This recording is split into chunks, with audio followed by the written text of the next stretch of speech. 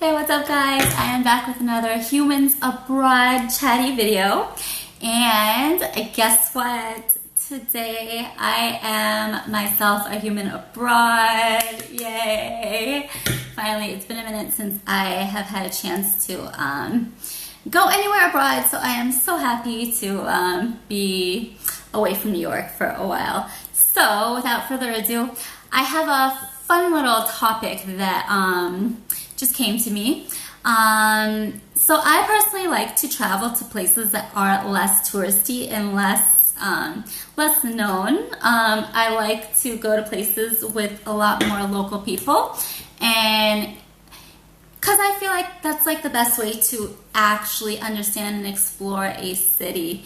Like, you're not gonna come to New York or Paris or London or even Amsterdam really and really get to know like Dutch culture or French culture or American culture going to like these top cities. Yeah, you can go and experience the city life and whatever, and that's really cool if that's what you're looking for. But I'm kind of past that. I don't know if past that is the right word, but I just like to travel to more local places, and I like to experience culture. That's my thing. So what I'm going to talk to you guys about today is what you can experience if you go travel to a less touristy area. So let's get started. So I have a list of about 4 or 5 things that you can run into, that I have run into while traveling to less touristy places. One not any more important than the other, but they're all like pretty like a little bit. They can be like kind of stressful. So the first thing and the thing most expected is if you travel to a foreign country, to a less touristy area in a foreign country, obviously the first thing that you might encounter trouble with, did that make sense? I don't know. Anyways, the first thing that you might, notice that you encounter is the language. Even if they speak English, to be honest with you, or even if it's a language that you speak or you learned in school that you're familiar with, when you go to like in places that people are not expecting to encounter tourists, then they're gonna speak their normal way. Like, there's so much slang in America, and you go to different towns and areas, and they have different lingo, and they have different ways of speaking, and it's no different anywhere else in the world. So you could like run into like them speaking their normal way, and you just won't get it, even if they do speak English, or even if you study their language, even if their language is your mother tongue. You could run into something like that. And I guess they're kind of not used to people coming in and like not understanding what their terminology or what their lingo is. So as far as that goes, people are going to notice you. People are going to notice your accent.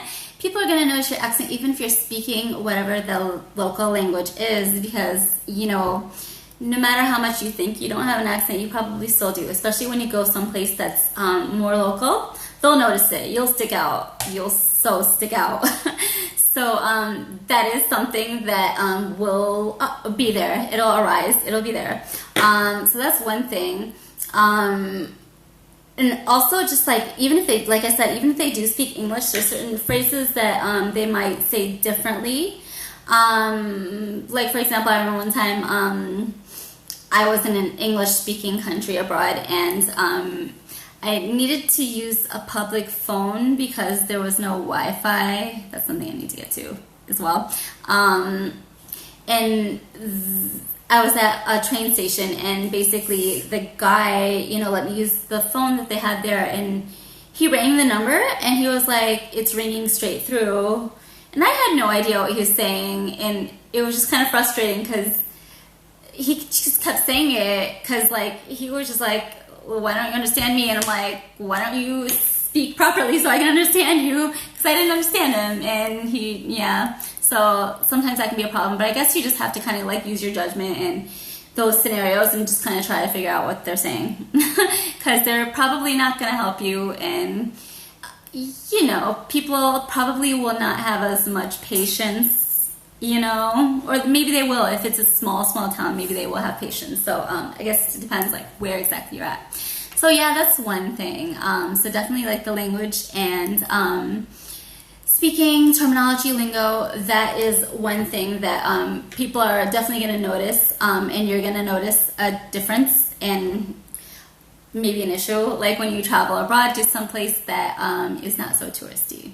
Another thing that I just kind of sort of briefed on was that you probably are not going to have Wi-Fi everywhere you go, so I would definitely suggest downloading Google Maps. I believe that you can, you're able to download Google Maps like to locations, so like if you don't have Wi-Fi, there won't be a problem. So that's a big tip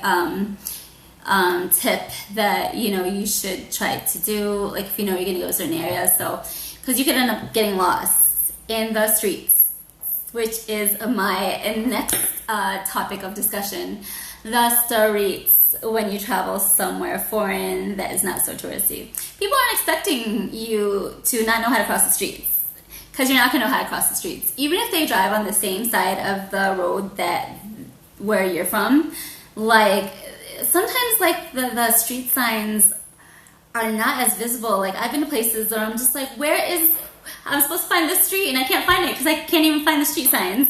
So like those things can get really frustrating.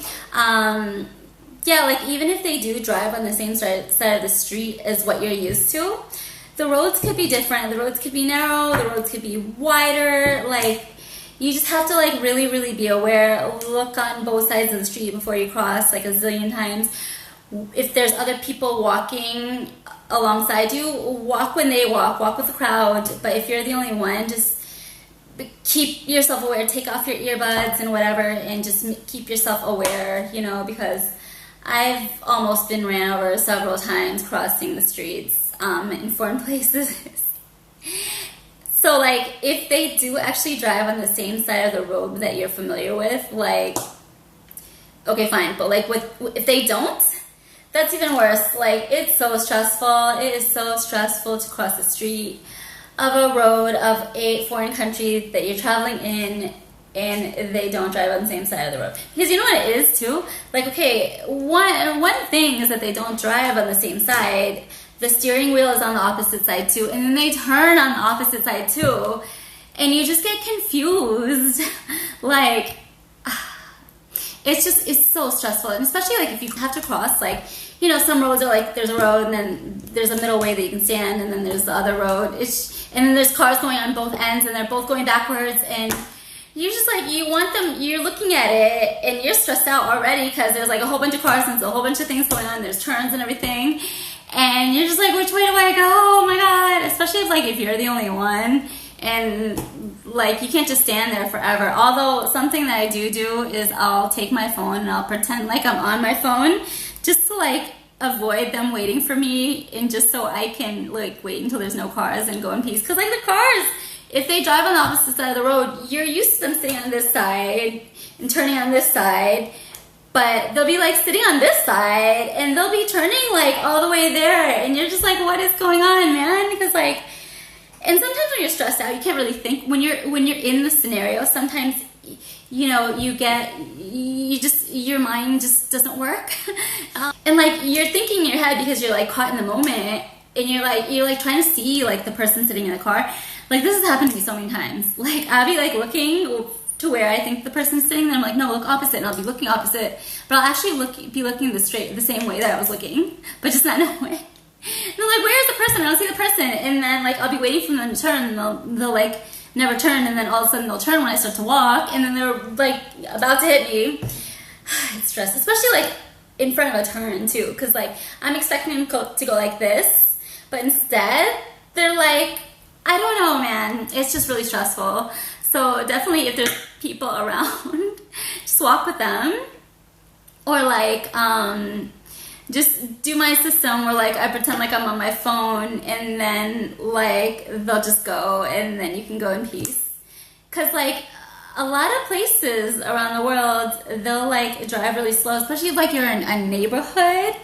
They'll like drive really slow, and you don't know if they're waiting for you or if they're just being slow because that's how it is over there. that can be really stressful too. So yeah, like the streets, crossing the streets, when you walk in the streets, if they drive on the opposite side of the road, even if they drive on the same side of the road, the streets can be so confusing. And they're not expecting you to be there and not know what's going on. So then they're gonna get even more frustrated because they're not expecting a tourist to like be retarded. And you know how many times I've looked so retarded in like local places because I don't know how to walk the streets. And then like I'll be like caught in the middle of the road, and then the cars will start going because I won't realize that the light changed, or like it's their way of passage to turn or something, and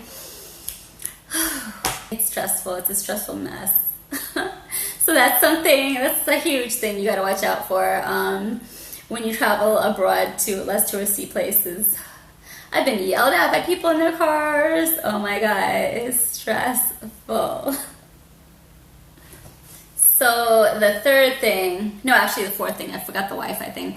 So the fourth thing that can be really confusing when you travel abroad to foreign places is the money, like the currency, especially when it's coins. Like I have no issue with like bills, but I have an issue with coins. And like sometimes when you're trying to pay for something, you don't want to like take forever. Like sometimes you can't see like if it says 5 or if it says 25 or if it says like 1, because you're just not sure what it look like. I actually need to be taught how to count euros, especially in like foreign money and stuff like that, because I go to Europe a lot and stuff, and I need to learn how to count that money. Because like what I do, which is a really bad habit, and I need to stop doing this, is I'll take all my change, like I'll have like a whole huge pocket of change, and just to make things quicker, I'll hand them all my change, and I'll be like, here, maybe you can help me with this. Which is great. People are really, really nice about that, and they strike up little conversations like, oh, haha, where you from, blah, blah, blah, which is nice, which is sweet, and they do help you. But like, a girl was almost trying to charge me $14 for a cup of coffee, like a small cup of coffee the other day. And she realized, she was just like, oh, I'm sorry, my bad, I'm just really tired. Like, she realized what she was saying, so it was no big deal. But like, when I do that too much, like if I go to like a little store to like buy some water or something, and I do that and they strike up conversations, it's nice, but then I just kind of feel like, okay, I don't want to go back to the store because then that person's working there again, he's gonna want to strike up another conversation. And sometimes you just don't want to talk to people all the time when you're just trying to like quickly jump into a store and then just like run right out. Like, I think that's a New York thing, because like we just don't want to talk to people. Sometimes. I don't mind it sometimes. So like, you don't want to be that person in that store every day and then them knowing like all your business, because sometimes you just don't want people all up in your business. So that is one thing. And I also, like if I want to go to like a quick little restaurant, or like a quick like coffee, or like a quick little store or something, I will like wait until like I'm the last person in the line, or there's no line. Because if people start walking, or if people start, you know, getting on the line like after me, I get kind of stressed out. So I'm like, oh my god, they're gonna be listening to me, and I'm gonna sound so retarded because I don't know how to count money. And yeah, because it can be kind of embarrassing, and especially like you're gonna stand out like a sore thumb when you go to a place that is less touristy and you act like that. Because you know, I guess they're not used to like people coming to their town, and they're not used to like people not knowing how to count the money. And then, you know, people got like really lame jokes sometimes. And sometimes you're just like, you just want to do your thing and you want to get out of there.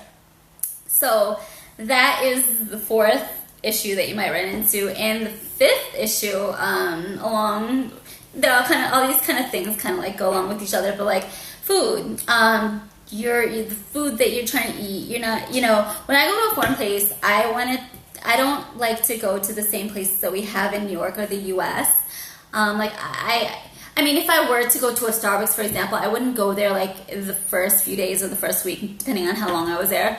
I'd rather go to like local coffee shops. And if I do go to like a Starbucks or something, I'll definitely want to order something that I don't typically, or that they don't typically have in America. That's just like my thing. It's like if you're traveling, you want to experience different things and different foods and different, you know, different stuff. So that's what I try to do, like when I go someplace. So like if I'm at, for example, since we're talking about coffee shops, I need some coffee today. If I go to a foreign coffee shop and I don't understand like what's on the menu, if there is Wi-Fi, I'll try like Google it really fast and try like figure out like what drink I want. Or like what I might do is I might just take a picture of it, go home, Google it, so I can kind of like know what I want to order and know what ingredients go in them all, because I'm very picky. So I don't stand there for an idiot looking at the menu like I don't know what I want to get, you know, while there's like people behind me like, hurry up, yo, I'm trying to get my coffee. So yeah, that's something that is going to make you stick out again like a sore thumb when you travel to a foreign country, to a less touristy place. So if you get a chance to get a hold of like menus or something, or you kind of have an idea of places that you want to go, or like take a walk around, take pictures or jot down, however you jot down like places that you want to go check out, or like just stand there for a minute on the side and just like go through the menu and try to figure out like if you know what you might want to eat or drink at the place, because yeah, it can be a thing like if you order something and you don't know what's in it, because like people are probably not going to have the patience to like buy on the line, answer all your what's in this, what's in that kind of questions. So that's like another thing that can be kind of like stressful when you travel to less touristy places abroad.